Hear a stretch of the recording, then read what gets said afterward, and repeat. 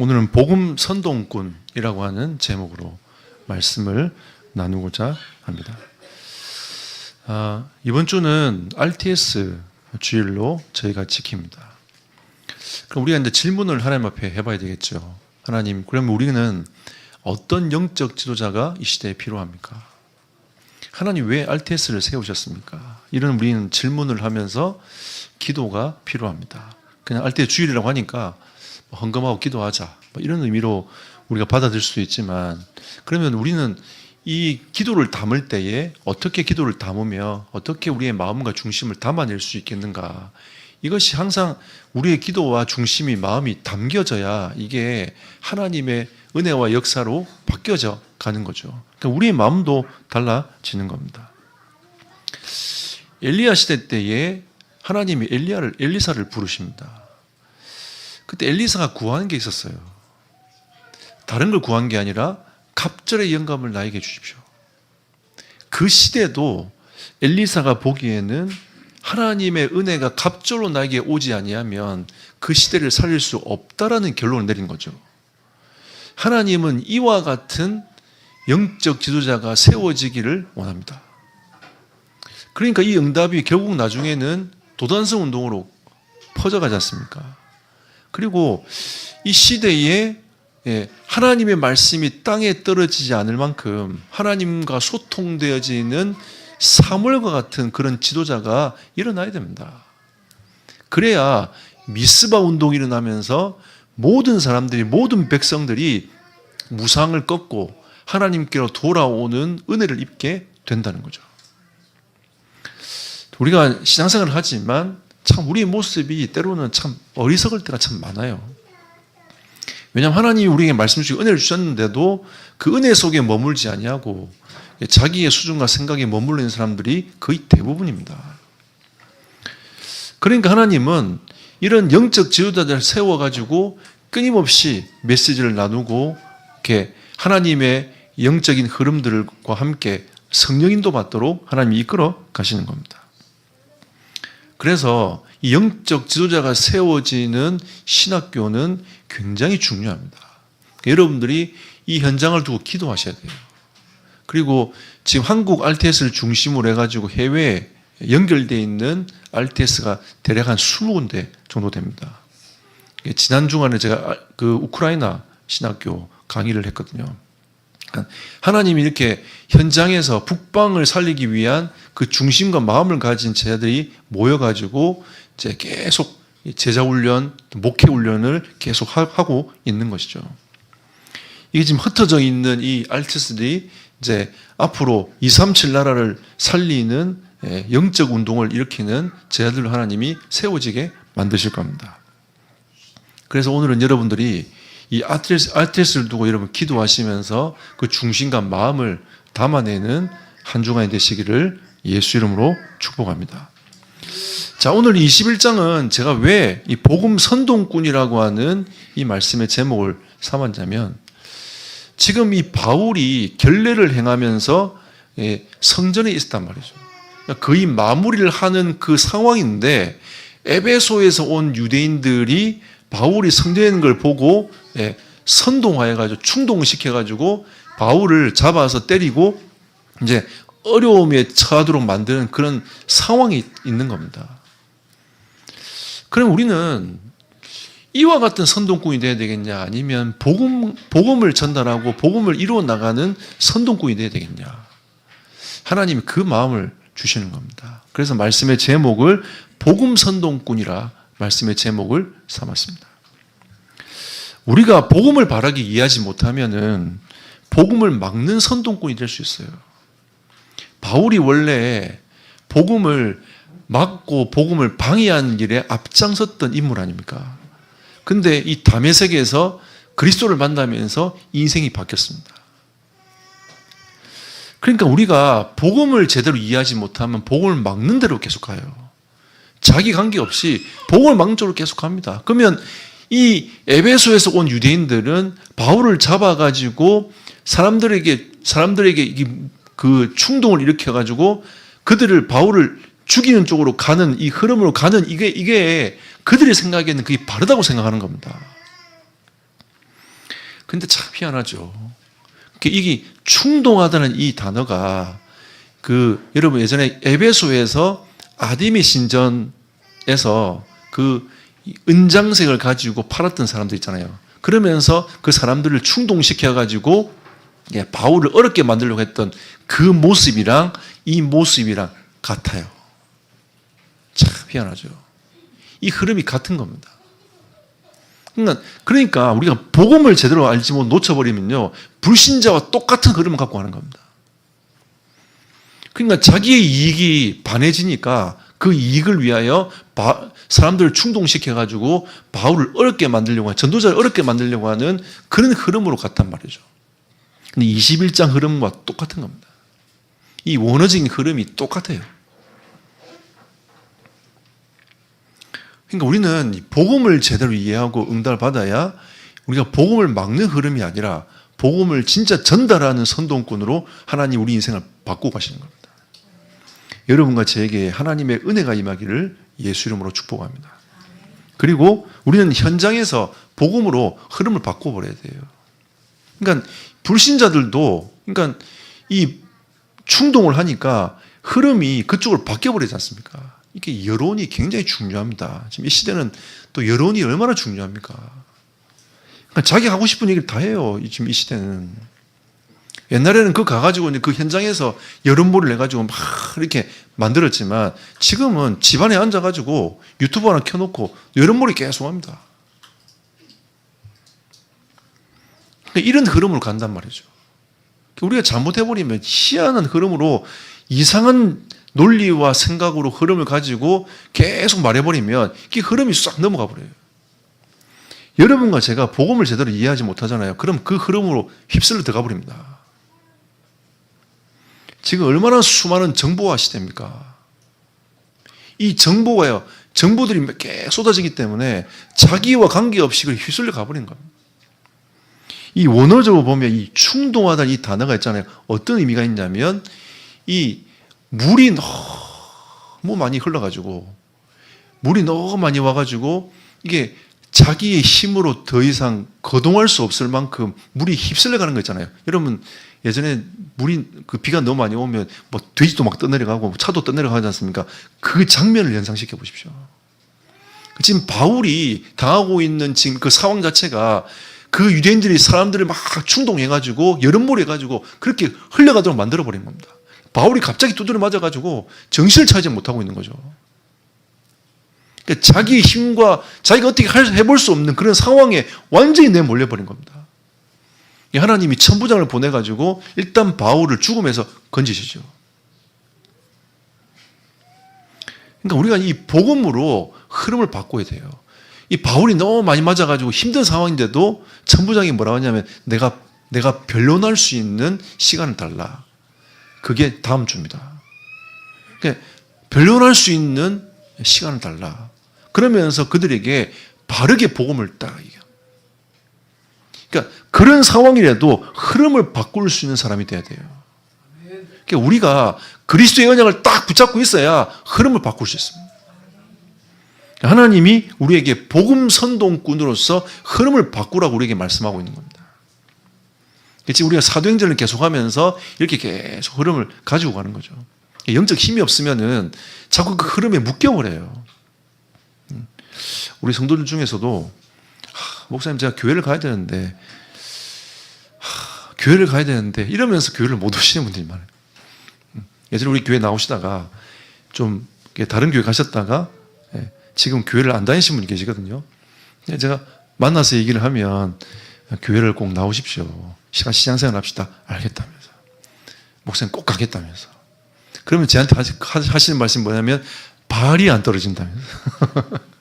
그러니까 발을 떼가지고 교회 오는 게 이게 쉬운 게 아니에요. 여러분 지금 발을 떼가지고 지금 이 자리에 앉아 교회에 나온 이 자체가 하나님의 큰 은혜입니다. 예, 진짜 은혜예요. 나오고 싶어도 못 나온 사람도 있다니까요. 그러니까 우리가 영적 힘을 회복해가지고 흐름을 싹 다 바꿔버려요. 하나님이 주신 이 은혜와 축복을 가지고 흐름을 싹 바꾸는 겁니다. 이번에 미국 멕시코 집중하면서 흐름을 바꿔버려요. 지난 주간 동문 RTS에서 또 필리핀 갔다 왔습니다. 필리핀에 집중하면서 흐름을 싹 하고. 그래서 뭐 하냐? 전도운동하게 만드는 겁니다.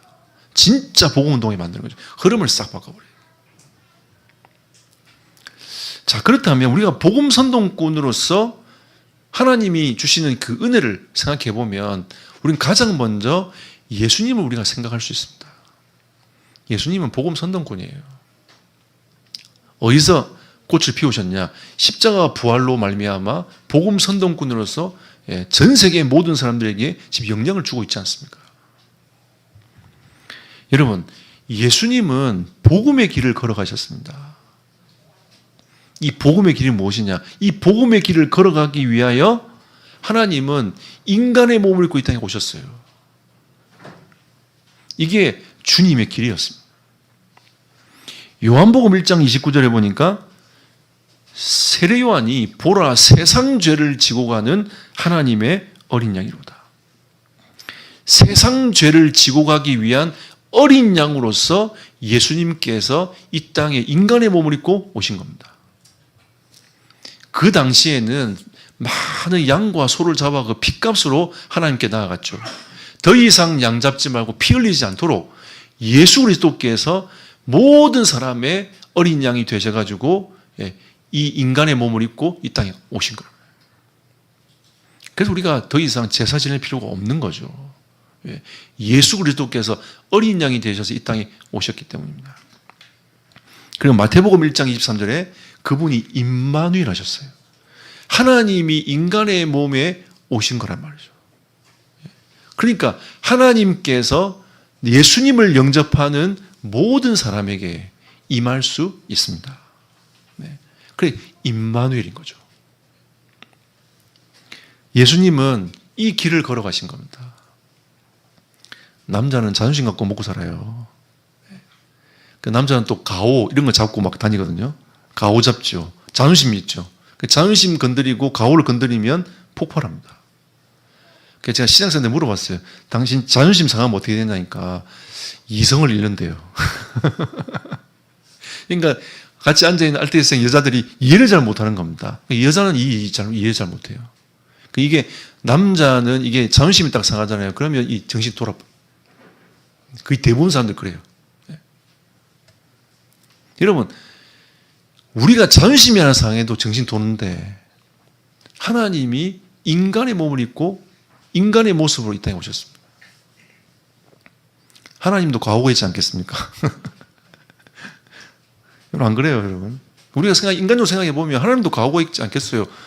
하나님은 하나님을 인정 못하고 맨날 불신앙하고 헛소리하고 있으면 하나님의 자녀가 얼마나 그렇습니까, 여러분? 근데 이 하나님께서 하늘 영광을 딱 버리고 이 땅에 인간의 몸을 입고 딱 오신 거예요. 그리고 그분이 어디로 가셨냐? 십자가로 가셨어요. 자, 이게 주님의 길입니다. 왜 십자가로 가셨습니까? 여러분이 당해야 될 고통을 대신 짊어지기 위해서. 이게 주님의 마음인 거죠. 여러분 지금 당하고 있는 고통이 있잖아요. 여러분 주님이 십자가로 다 가지고 가셨습니다. 그래서 여러분 괜찮아요. 좀 힘들고 시달리고 어려워도 괜찮습니다.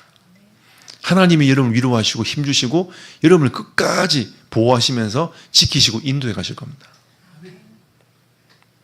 히브리서 10장 12절에 보니까 그리스도는 죄를 위하여 영원한 제사를 드리고 하나님 우편에 앉으셨다라고 말씀하고 있어요. 그러니까 우리의 죄 때문에 영원한 제사를 십자가에서 드렸다. 그 십자가는 영원한 제사인 겁니다. 그 단 한 번의 제사로 말미암아 우리의 죄 문제가 완전히 완결돼 버린 거예요. 끝나버린 거죠. 하나님께 나아가고 영원히 천국에 살 수 있는 그 모든 것이 다 끝나버린 겁니다. 그래서 히브리서 9장 12절에 보니까 오직 자기의 피로 영원한 속죄를 이루셨다. 하나님은 당신의 피로 말미암아 그 십자가에 흘리는 그 보혈의 피로 말미암아 영원한 속죄를 이루셨다. 아멘. 그래서 우리는 하나님의 그 은혜를, 영원한 속죄의 은혜를 받았기 때문에 하나님께 나아갈 수 있는 겁니다. 아빠, 아버지라 부를 수 있는 거죠. 영원한 하나님의 나라로 갈 수 있는 거 아닙니까? 하나님 우리의 죄를 달고 우리의 행위를 달아버리면 누가 하나님께 갈 수 있겠습니까, 여러분? 어떤 누구도 못 가요.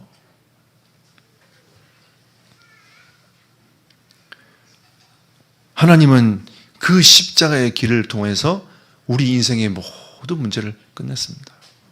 그래서 이런 의미에서 우리는 괜찮다고 하는 겁니다. 괜찮아. 힘 얻어. 괜찮아. 승리하자. 괜찮아.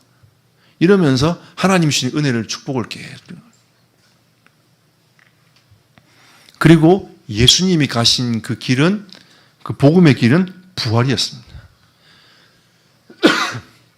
부활의 의미가 무엇입니까? 죄와 사망의 법에서 우리를 완전히 해방했다는 겁니다. 우리는 죽음에 묶여야 돼요. 죄의 싹은 사망이기 때문에 죽음에 묶여야 되지만 그 죽음의 법에서 하나님 우리를 완전히 생명의 성령의 법으로 완전히 해방시킨 거 아닙니까? 이게 완전 승리를 하나님이 우리에게 주신 겁니다. 하나님은 부활이란 말은 완전 승리의 길로 가신 거죠. 그것뿐만 아니라 하나님은 요한복음 14장 16절에 그 부활하신 하나님이 보좌 우편에 계시면서 믿는 자들에게 성령을 부어주시는 겁니다. 영원토록 함께 할 수 있는, 하나님과 영원토록 함께 할 수 있는 그 은혜의 길이 쫙 열린 거 아닙니까? 그래서 하나님이 여러분 속에 영원토록 함께하고 계십니다. 인간은 언젠간 떠나야 돼요. 함께 할 수 없습니다. 영원히. 하지만 하나님은 우리 속에서 영원히 함께 하십니다. 하나님이 우리를 천국으로 인도해 가시는 거죠. 영원한 하나님의 나라로 우리를 인도해 가시는 겁니다. 이 주님이 가신 복음의 길이 얼마나 놀랍습니까? 누가 여러분을 위해서 죽습니까? 그죠? 조금만 이익만, 그 이익 손해를 따져가지고 막, 이것 때문에 막 따지고 막, 사람들이 막 그렇게 사는데, 세상 그렇지 않습니까? 뭔가 약간 여유도 없고, 뭔가 은혜도 많이 없는 것 같아요.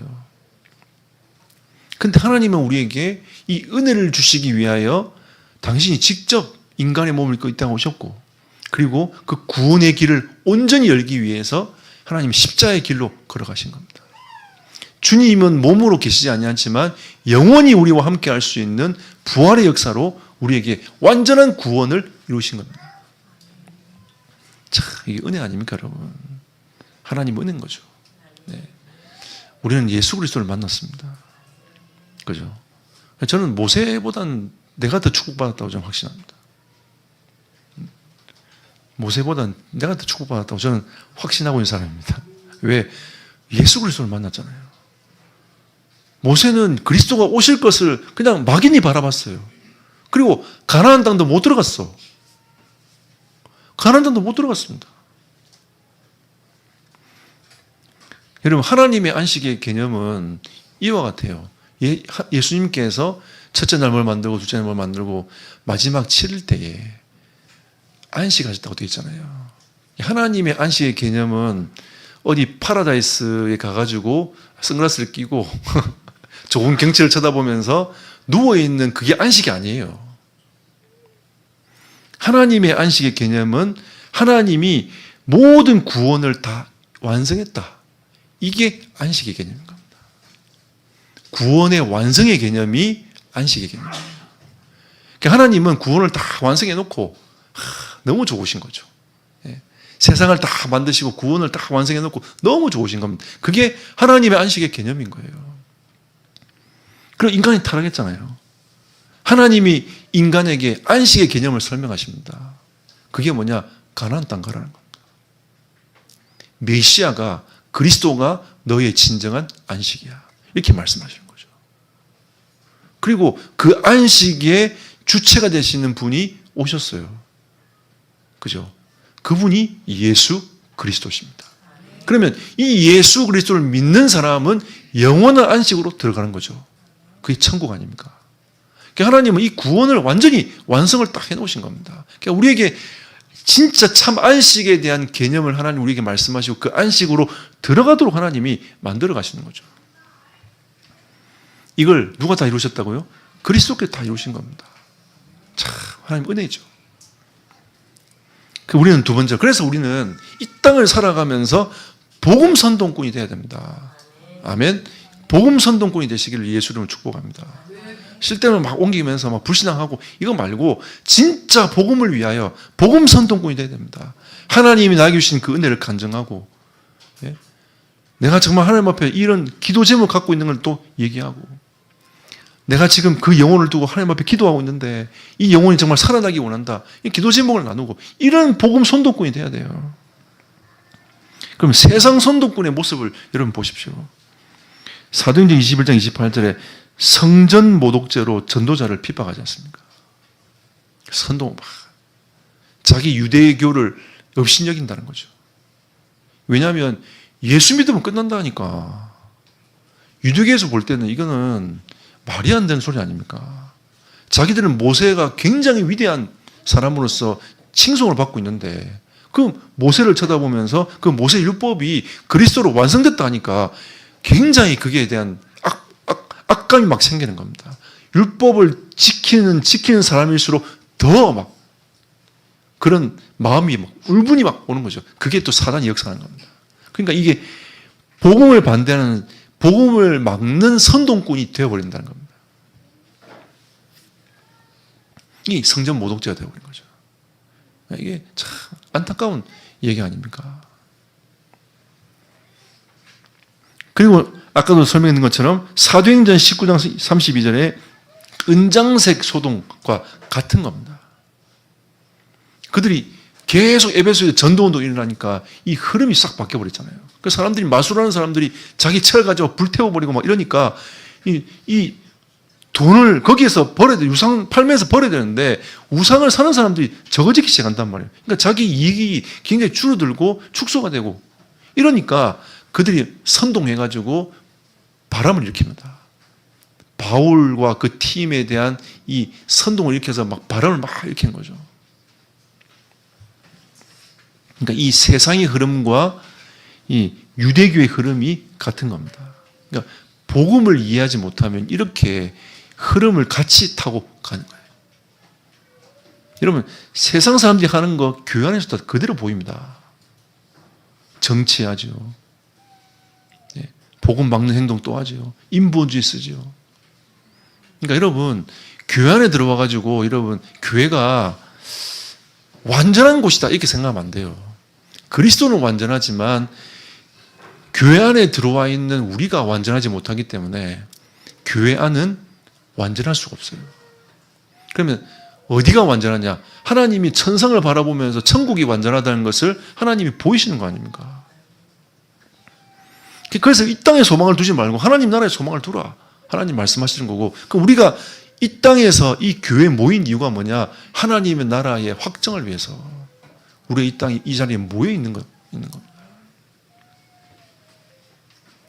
자, 누가복음 23장 18절에도 예수님 대신에 바라바를 내놓으라 얘기하잖아요. 빌라도에게 외칩니다. 예수를 십자가에 못 박고 저 죄인 괴수인 바라바를 내놓아라. 바꾸자는 겁니다. 근데 이걸요 빌라도가 내어줘요. 자, 이게 그러니까 선동되어 버리니까 정치인은요 내줄 수밖에 없어요. 정치인인 겁니다. 정치인은 내줄 수밖에 없는 거죠. 자기 유익한 대로, 자기 정치에 유익한 대로 내주기도 하고 가져오기도 하고. 이게 정치 아닙니까? 이게 세상 선동꾼의 모습이란 말이에요, 이게. 우리도 지금 여러모로 잘하면 흐름 바꿀 수 있습니다. 우리가 그래가지고 우리가 세계보험 할 수 있겠습니까? 우리는 진짜 하나님 앞에서 이 복음 선동꾼의 모습으로 바뀌어야 됩니다. 여러분, 스데반을 보십시오. 안수받은 집사 아닙니까? 안수받은 집사로서 내가 지금 여기에서 이 복음의 메시지를 전달 안 하면 안 되겠다는 확신을 가진 겁니다. 하나님 그 은혜를 주신 거죠. 자기가 죽을 줄 알면서도 생명의 복음을 쭉 구약을 풀어가지고 예수가 그리스도라고 하는 이 복음을 선포해버렸어요. 그러니까 사람들이, 이 세상 선동꾼들이 돌을 두고 쳐버렸잖아요. 근데 스데반은 죽었습니다. 그 메시지, 시대적인 메시지 한번 딱 하고 죽었어요. 근데 이 복음 선동꾼을 하나님께서 그걸 묻어주지 아니하고 복음이 선동되도록 하나님이 싹 흐름을 바꿔버렸어요. 하나님이 바꾸십니다. 우리가 바꾸는 게 아니라 하나님이 싹 바꿔버려요. 그러면서 사도행전 11장 19절에 보니까 스데반의 일로 인하여 그랬습니다. 스데반의 일로 인하여서 안디옥 교회가 탄생이 된 겁니다. 하나님이 그렇게 흐름을 싹 바꿔버렸어요. 그리고 진짜 이방 선교할 수 있는 교회가 탄생되면서 바울과 바나바를 선교사로 파송하죠. 흐름이 싹 바뀌어요. 그러니까 이 아시아 일대와 지중해 일대 흐름이 싹 바뀌어버린 겁니다. 하나님이 그렇게 하시는 거예요. 우리가 진짜 이 복음 전하자 하나님이 그렇게 하시는 겁니다. 우리가 지금 캠프하는 게 아무것도 아닌 것처럼 보이지 않지만 하나님은 흐름을 싹 바꿔버립니다.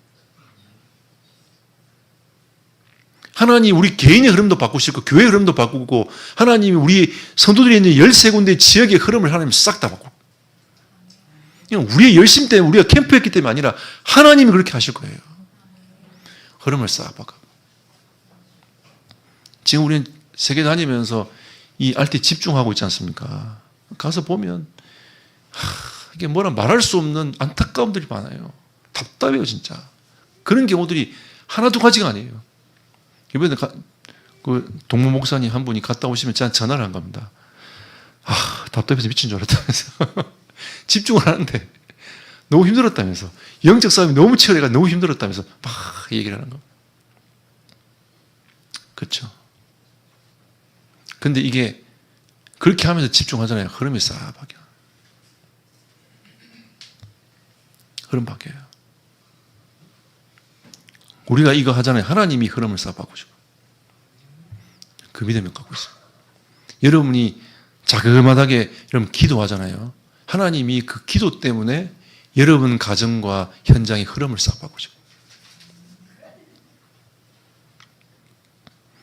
그리고 사도행전 19장 8절 10절에 보니까 에베소에서 말씀 운동하는데 다 주의 말씀을 듣더라. 아까 우리 신간동 이지교회 캠프 보고 했습니다. 적어도 교회 주변 사람들에게 다 복음을 전해야 되지 않겠냐. 이게 방향과 목적이에요.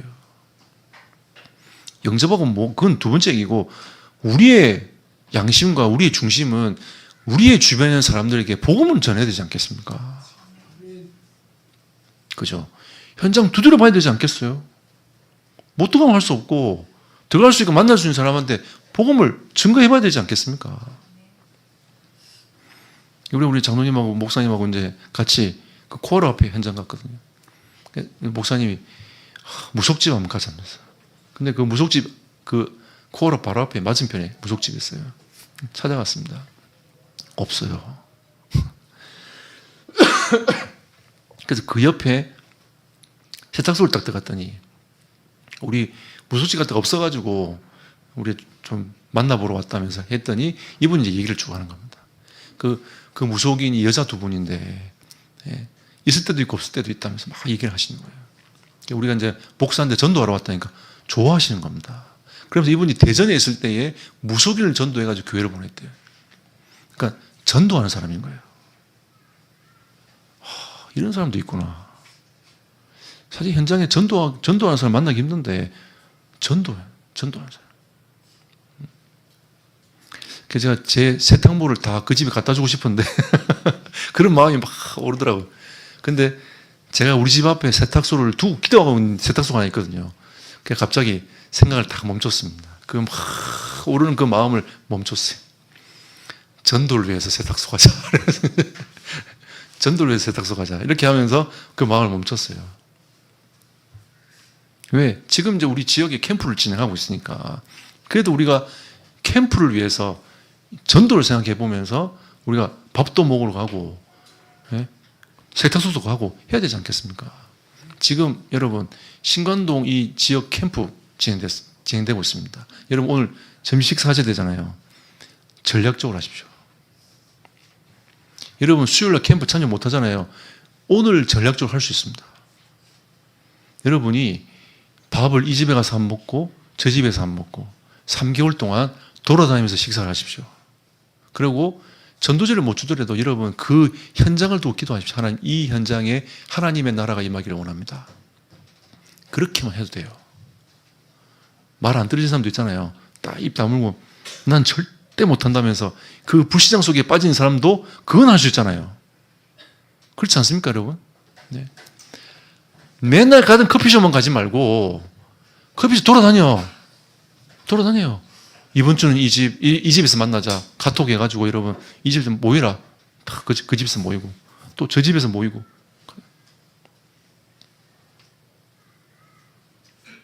요즘 제가 커피숍을 요 앞에 10%만 계속 갑니다.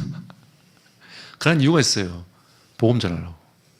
마음을 딱 먹고 전략적으로 시작했습니다. 왜냐하면 신관동 지역 캠프가 딱 진행되면서 진행되려고 딱 준비하는 가운데 앞에 딱 커피숍이 생긴 겁니다. 그래서 제가 전략적으로 거기 계속 가요. 이번 주에 제가 말을 걸었습니다. 사장님한테. 말 걸었더니 왜 두 분 계시는데 오늘 한 분 계십니까? 했더니 우리 사장님이 어디 놀러 갔다면서. 근데 그 사장님이 딸이야. 그래서 알았어요. 이게 엄마와 딸의 관계구나. 그래서 제가 알게 된 거예요. 네, 기도 계속 하고 있습니다. 우리가 이렇게라도 할 수 있습니다. 그냥 우리 단순하게 여러분 먹고 싶은 건 그동안 먹고 싶은 거 막 사 먹지 말고 전략적으로 여러분 캠프 하십시오. 예. 우리는 이 복음 선동꾼이 되어야 됩니다. 이 흐름을 싹 바꿔봐야 돼요. 예. 바꿔야 돼요. 제가 늘 얘기하지 않습니까? 주일은 맨날 보는 남편, 아내하고 밥 먹지 말고 다른 사람하고 밥을 좀 먹어라. 전략적으로 캠프하면서. 베드로가 자기의 목숨이 걸려있는 그 공회 앞에서 다른 이로서는 구원을 얻을 수 없지 않냐고 선포했다고 했어요. 유대의 흐름이 확 바뀌어버려요. 우리는 이 복음 선동꾼이 돼야 돼요. 흐름을 바꾸는. 누가 딱 불신앙할 때 아니야. 하나님께서 역사하실 거야. 흐름을 싹 바꿔봐요. 아니야. 당신 하나님이 치유할 수 있다. 하나님 나를 치유할 수 있다. 그 믿음으로 싹 바꿔버려요. 하나님이 나의 산업을 축복하셔서 237 나라 5천 종족을 살릴 산업으로 하나님이 우리 산업을 축복하실 것이다. 믿음으로 싹 바꿔버려요. 복음 선동꾼이 되시기를 예수 이름으로 축복합니다. 결론 맺겠습니다. 은혜의 길을 걸어갑시다. 그래서 우리는 은혜의 길을 걸어가야 합니다. 그래서 복음에 집중해야 돼요. 복음이란 것은 주님께서 이 땅에 오셔가지고 그 십자의 길을 걸어가신 그 사랑 아닙니까? 주님이 그 사랑이 없으면 어떻게 우리가 이 은혜를 받을 수 있겠습니까? 그 주님의 그 십자가의 사랑으로 나아가서 이 말씀, 그 은혜의 사랑을 여러분은 깊이 묵상을 해보십시오. 저는 이거 묵상하다가 치유를 많이 받았어요. 정말 치유를 많이 받았습니다. 그리고 부활의 능력을 체험해야 됩니다. 지금 살아서 성령이 역사하고 계시지 않습니까? 그러면 지금 나에게 역사하시도록 여러분 선포하면서 기도하십시오. 네. 저는 예전에 이 죽고 싶은 마음이 막 들어올 때에 예수 이름 계속 불렀어요. 이런 생각과 마음을 주게 하는 어둠의 그 세력들은 떠나갈지어다. 지금 성령이 역사하시니까 지금 하나님이 나에게 성령의 충만함을 주십시오. 이 어두운 생각이 무너지도록 떠나가도록 나에게 성령의 충만함을 주십시오. 이러면서 영적 싸움을 계속했어요. 어느 날 떠나가 보더라고요. 잘 안 돼도 괜찮습니다. 여러분 오늘 은혜를 붙잡으면 됩니다. 오늘 그리스도 이름 부르면 됩니다. 오늘 이 시간에 예수 이름 부르면 돼요. 네. 우리가 예전에 호흡 얘기하니까 호흡 안 하다가 호흡 얘기 나오면 그때서 앉아가지고 막 이러잖아요. 그렇게만 해도 괜찮습니다, 여러분. 우리 예수 이름 부릅시다. 하나님 함께 하십니다. 그 메시지를 들으면서 예수 이름 불러도 괜찮다니까요. 은혜의 길은 살리는 자입니다. 모든 사람을 살리는, 모든 사람을 회복시키는 이 은혜 속으로 들어가야 돼요. 그리고 은혜의 길을 걸어간 자는 예배자입니다. 우리가 은혜 받은 게 얼마나 감사합니까? 그죠?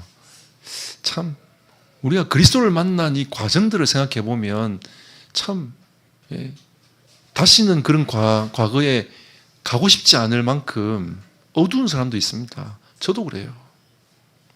근데 하나님이 그 복음을 만나기까지의 그 여정들을 가만히 생각해 보면 그것 또한 하나님 나에게 주신 은혜였다라는 생각과 확신이 어느 날 들더라고요. 그러니까 나의 과거도 치유가 되어버리더라고요. 그러니까 나중에 이게 나의 과거가 많은 사람을 살리는 메시지로 변해버렸어요.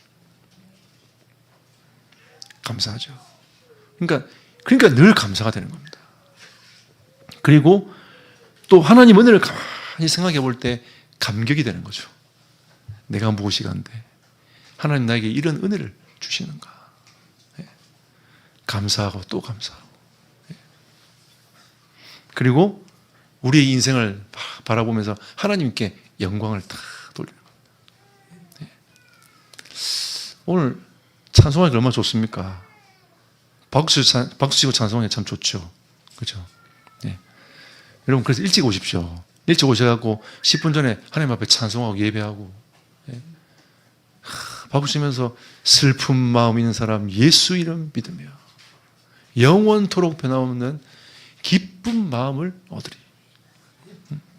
그리고 성가대 찬송했잖아요. 예수 앞에 나오면 모든 죄 사하고. 여러분 잘 모를 겁니다. 저는 이제 2층에 목양실에 있기 때문에 앉아있으면 성가대 소리가 들린단 말이죠. 우리 교회가 방음이 안 돼요. 그래서 다 들려. 다 들립니다. 그래서 오늘도 다 앉아있는데 성가대가 막 찬송을 하는 거죠. 너무 은혜가 되는 겁니다. 그렇지. 예수 앞에 나오면 모든 죄 끝나지 않냐. 은혜가 꽉 밀려오는 거예요. 우리가 어떻게 찬송 안 할 수 있겠습니까? 하나님께 감사 아니할 수 있겠습니까? 그 은혜가 다 밀려오는 너무 감사한 거죠. 우리 집사람이 하루는 애들 그 합창 연습하는 거 그거 영상을 틀어가지고 옆에 있더라고요. 애들 시목사님이 막 이렇게 애들 가르치는데 소리가 하나도 안 맞아. 음을 하나도 못 잡는 거야, 애들이. 막 자기들 열심히 한다고 막 부르는데 음을 하나도 못 잡는 겁니다. 너무 웃긴 거예요. 야, 어떻게 같은 소리를 듣는데 음을 그렇게 못 잡지? 진짜 음을 하나도 못 잡는, 제대로 잡는 애들이 하나도 없어요. 다 틀려. 그래서 막 가는데 나중에 막 이렇게 우리가 이제 이러잖아요. 이것도 못 해요. 예. 야, 그러니까 내가 듣고 있는데 너무 웃기고 재밌는 겁니다. 야, 우리 아이들이, 야, 음악도 치유돼야 되구나. 예, 모든 거 다 싹 다 치유시켜. 그러니까 우리가 이제 그게 매일 학교 하는 거 아닙니까? 예, 다 치유시켜. 학업도 치유하고, 싹 다 치유시켜. 영적도 치유하고, 이러면서 이제 싹 치유의 길을 가는 겁니다. 우리가 다 엘리트 코스를 밟고 가면 얼마나 다 좋습니까? 근데 안 그렇거든요. 하나님이 각자 주신 달란트와 은혜가 있는 겁니다. 그 길을 가도록 도와줘야 돼요. 그러니까 우리는 이 싸움을 하는 겁니다. 그래서 복음 선동꾼이 됩시다. 그리고 아이들 보면 무조건 격려해 주시고 괜찮다, 힘내라. 그러면서도 아이들이 멋있게 세상을 살아가도록 예의 있게 멋있게 살아가도록 우리가 교육하면서 도와야 됩니다. 그래서 하나님의 나라가 임하는 우리 공동체가 되시기를 예수 이름으로 축복합니다.